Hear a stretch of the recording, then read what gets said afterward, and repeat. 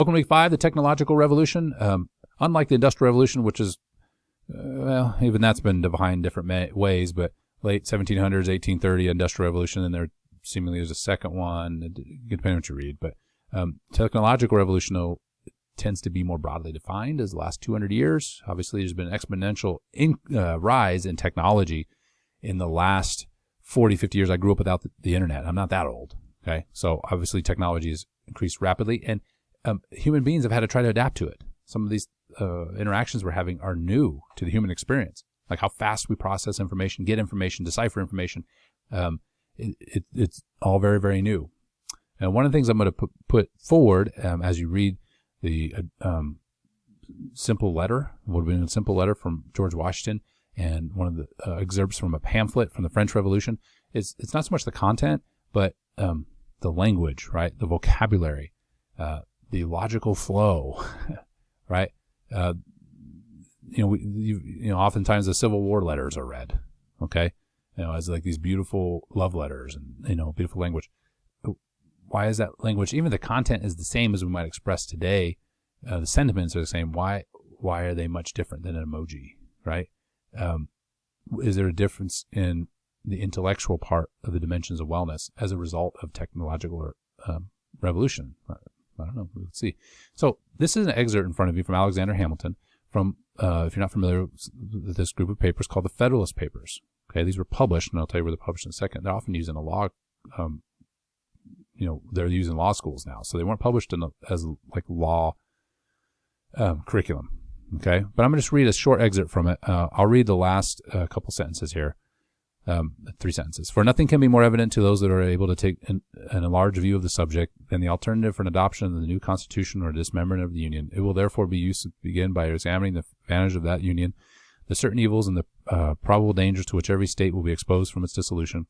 This shall accordingly constitute the subject of my next address. So the Federalist Papers, this is when there was a debate going on whether, it's a confederacy of the states or a union is a better idea. So there's this back and forth going on. Okay. And the whole point was to try to create a system of government that wouldn't become tyrannical to the people. So anyway, content aside, notice how thick that language is, right? There's a lot of really beautiful language in there, and that was just common parlance. Now, where were these papers published? They're published in newspapers. Like, can you imagine a newspaper article now that would read like this? Could you imagine your latest whatever off of a feed, some feed off of a news aggregator or something that read like that? We better understand it. In fact, that's why this is in law school now, because we can't understand this information. Okay? And the reason we can't is not because, you will look at the reverse Flynn effect. It's very interesting this week as you read through the articles. But what's happened to us? In fact, I'll note that reverse Flynn effect is, our ability with words, like you'll see this as a subcategory, is declined. Right? We're losing the ability to communicate robustly. And you might think, well, what's the big deal? Because as you communicate, okay, and the way we read print and write in print, it changes how we interact with information. We actually have to think about it. Okay? Where now you can just absorb something without really digesting it.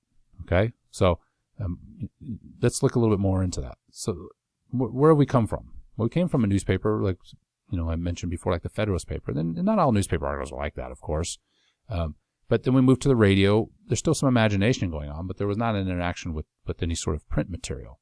Then we went to television. So now there's no imagination either. You just have images in front of you, and there's certainly no interaction with print material.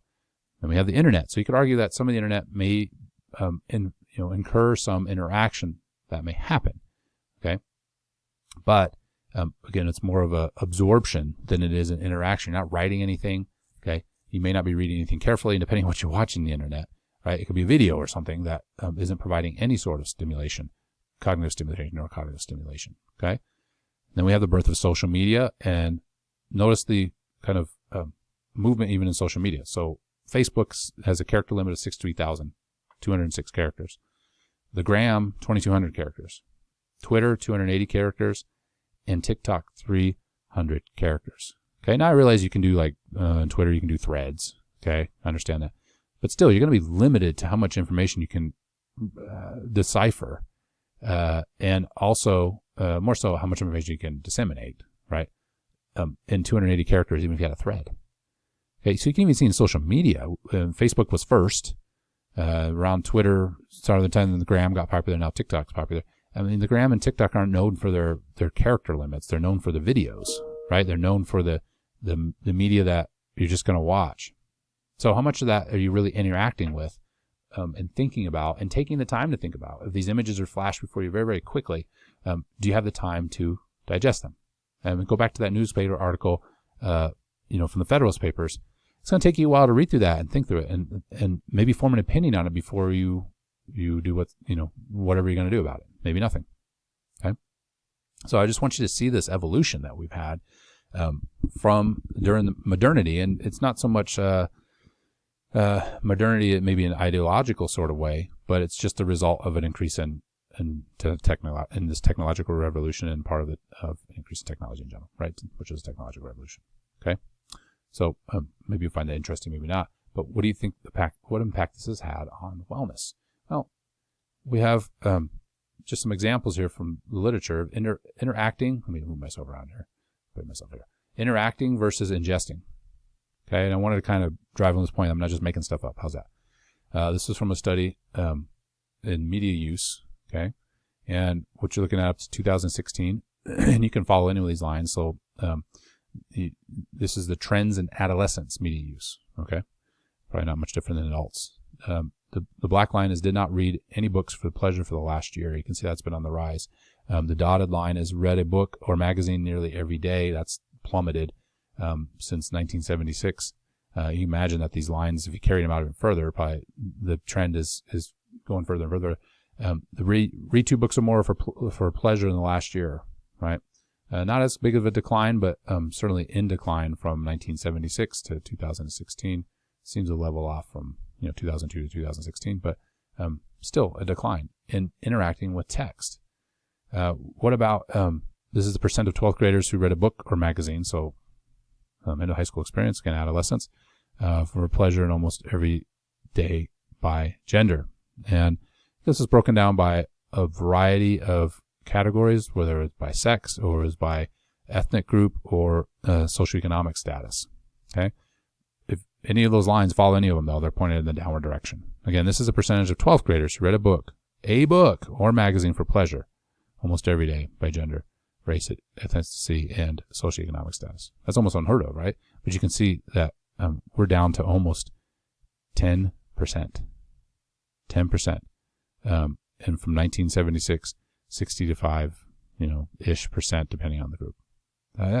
That is a precipitous drop in anything, but certainly we're talking about interacting with print medium. Now, obviously, the technological revolution is part of this. What are we spending our time doing now?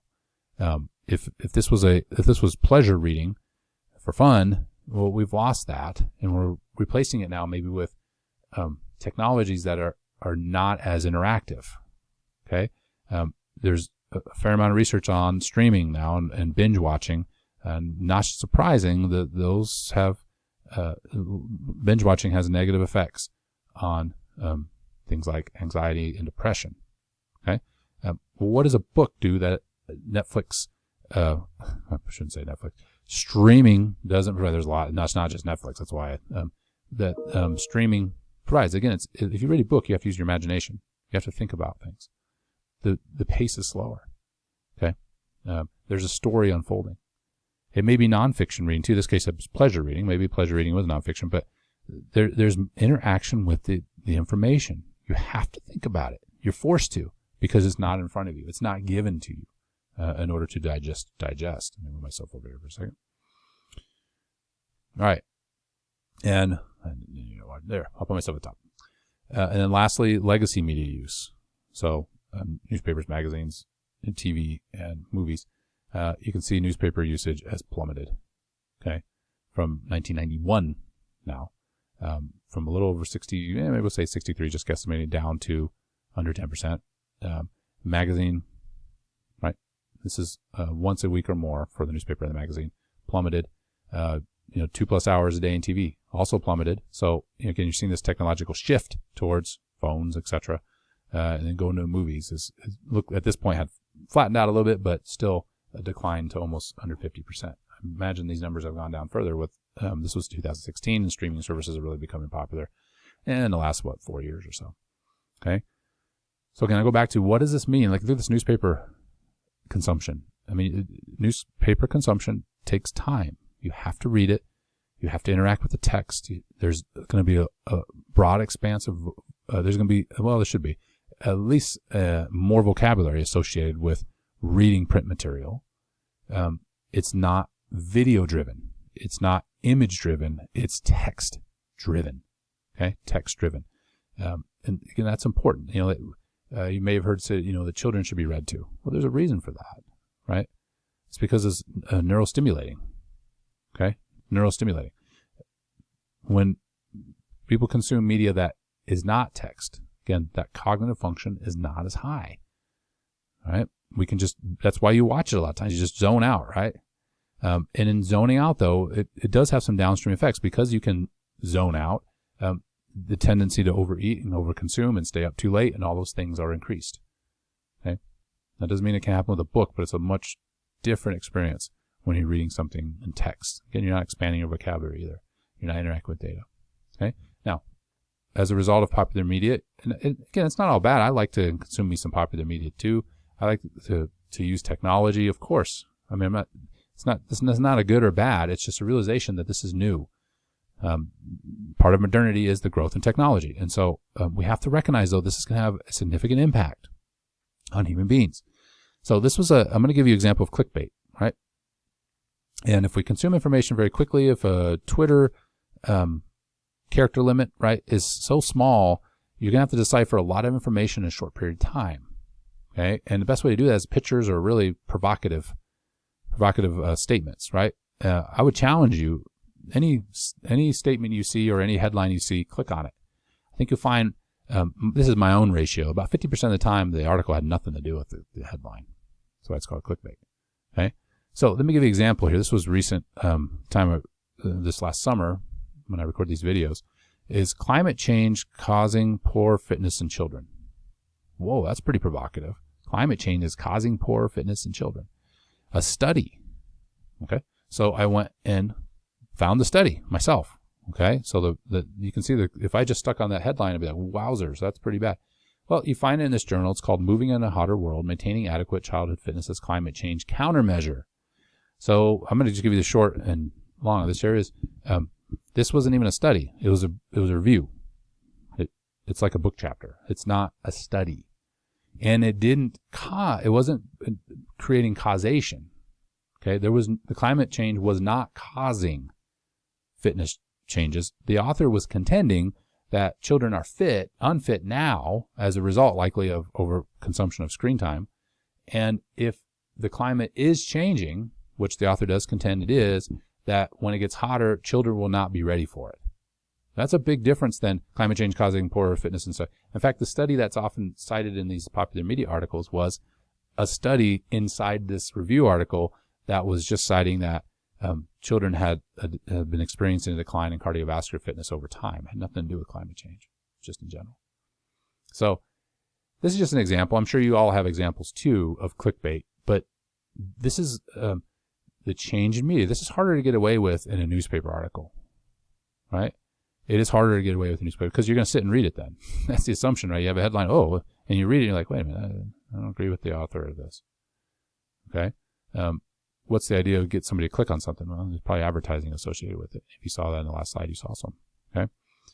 So you got to, when we talk about thinking critically in this technological boom that's happened as a result of modernity, we have to change as human beings to not just absorb. We have to almost rediscover critical thinking. That's why I'm making you do some of those critical thinking skills. Like, yet again, I said that again. I'm going to keep pounding on those because otherwise they're like, why am I doing this?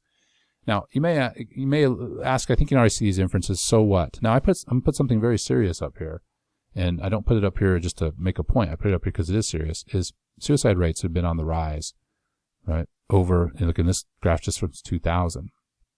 Okay, suicide rates have been on the rise. Why? And when we look at things like screen time, we can see increases in depression. If you go back a lecture ago about nutrition, well, what was an important feature of all-cause mortality and cardiovascular disease? Isolation. Okay, isolation. So let alone the kind of the reductionist view of like screen time makes you move less and obesity is higher. True, that can lead to cardiovascular disease. That can be part of it. But the human interaction is becoming lost too when we immerse ourselves in technology. Okay, that's why you're gonna watch the Wall-E clip, right?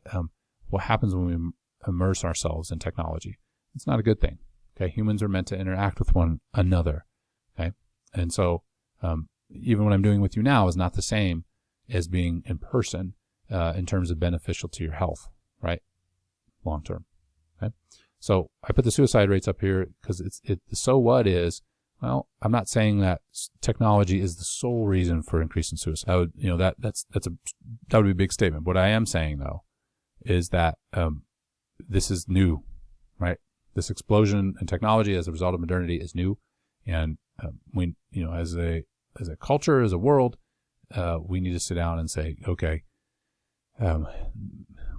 where are some stopping points, and how do we learn how to use this technology? Again, it's so new. I don't think we've learned how to use technology properly yet, and learn how to consume information properly yet. We have to be trained to think critically in order to do so. All right. I'll let you guys wrestle with this information as always. As always, you can push back on things and agree with things or whatever. It's about you forming good arguments revolving around the material in the course. See you guys in the next lecture.